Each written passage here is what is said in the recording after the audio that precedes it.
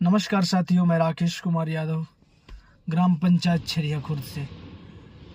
मेरा आज वीडियो बनाने का उद्देश्य अपने गांव के नागरिकों को समझाना है, जिनके बच्चे परदेश में हैं या जो अपने बच्चों को परदेश भेजना चाहते हैं।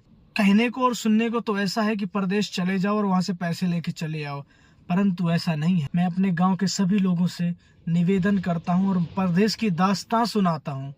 यहाँ की मजबूरी सुनिए, जो हर बच्चा अपने घर में नहीं बता पाता। यहाँ बहुत दुख है। कहावत में आप लोग कहते हो कि घर से बाहर निकल जाओ तो परदेश है, परंतु हम इतने दूर 2 दिन लगता है यहाँ आने में। यहाँ कितनी टेंशन होती है हम जानते हैं।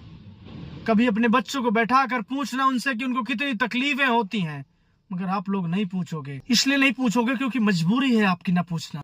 हमारे ग्राम पंचायत में शिक्षा विकास की तो जैसे उम्मीद ही नहीं रही कोई।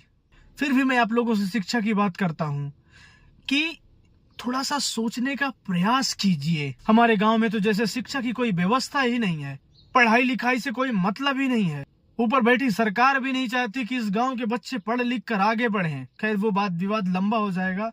मुझे अपने गांव की बात बताना है आपको। और यदि आप लोगों को लगता है कि परदेश चले जाने से पैसा आ जाता है, तो ऐसा नहीं है।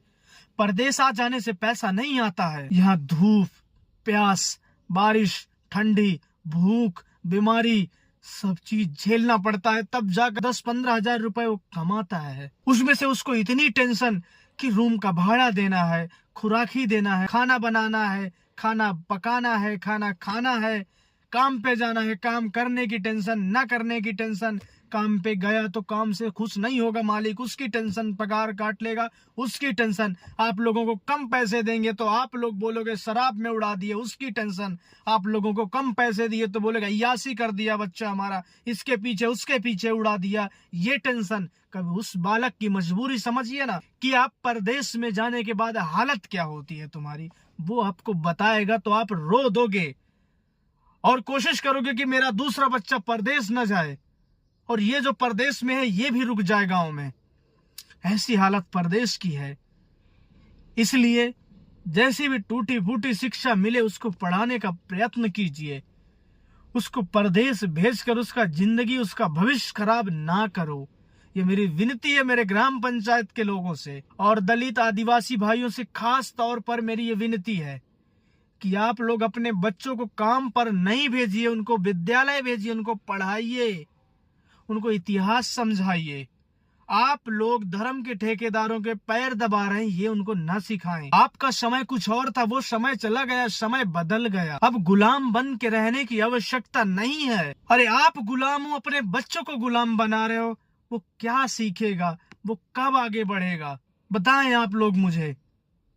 लाइन के उस पार आप लोग बस गए हो जंगल में जाकर, आपको समझ नहीं आया आप लोगों को वहां क्यों भेजा गया है, ताकि आप लोग दूर रहो विकास से, रोजगार से, सड़क से, स्कूल से, कॉलेज से, हॉस्पिटल से दूर रहोगे तो हमारी मजदूरी करोगे।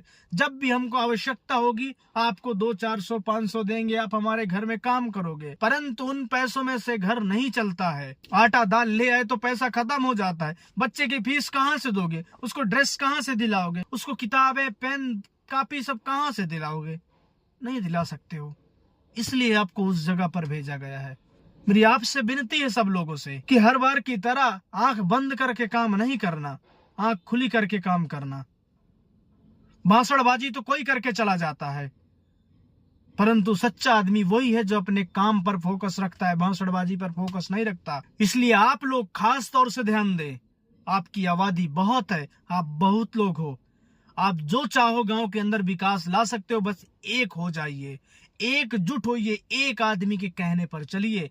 अब वो आदमी चुनिए जो आदमी आपको सही दिशा ले जाए।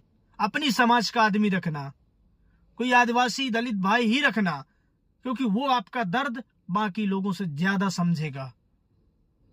मेरी बात पर गौर करना थोड़ी से। फिर वो यदि किसी को कह दे कि इस आदमी पर विश्वास करने योग्य है, तो आप उस आदमी के ऊपर विश्वास कर सकते हैं, क्योंकि आपका लीडर कह रहा है, आपका भाई कह रहा है, तो उस पर आप निसंदेह विश्वास कर सकते हैं।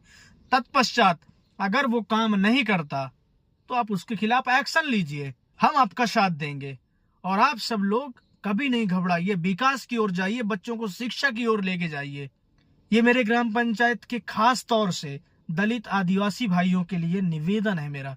उनको शिक्षा की ओर ले जाइए, गुलामी से दूर रखिए उन्हें। मेरे सभी युवा साथियों से मेरी विनती है मेरे ग्राम पंचायत के कि इस बार ऐसी रणनीति अपनाओ, इस बार ऐसी रणनीति अपनाओ कि हमारे जाने के बाद इतिहास उठा के देखे कोई तो बोलेगा कि इस ग्राम पंचायत के लड़कों ने एक इतिहास रचा था, अपने ग्राम पंचायत के विकास के लिए एक नई उम्मीद जगा दी थी। मेरी बात पर गौर करना, इससे ज्यादा मैं कुछ नहीं कहूंगा। आप लोग वैसे सब समझदार हैं और कहीं ना कहीं अपने ग्राम पंचायत के सभी बड़े बुजुर्गों के आशीर्वाद से ही ये चीज बोलने की हिम्मत जुटा पाया हूं मैं। आप सभी लोगों का बहुत बहुत धन्यवाद। जय बाबा साहब, जय युवा शक्ति।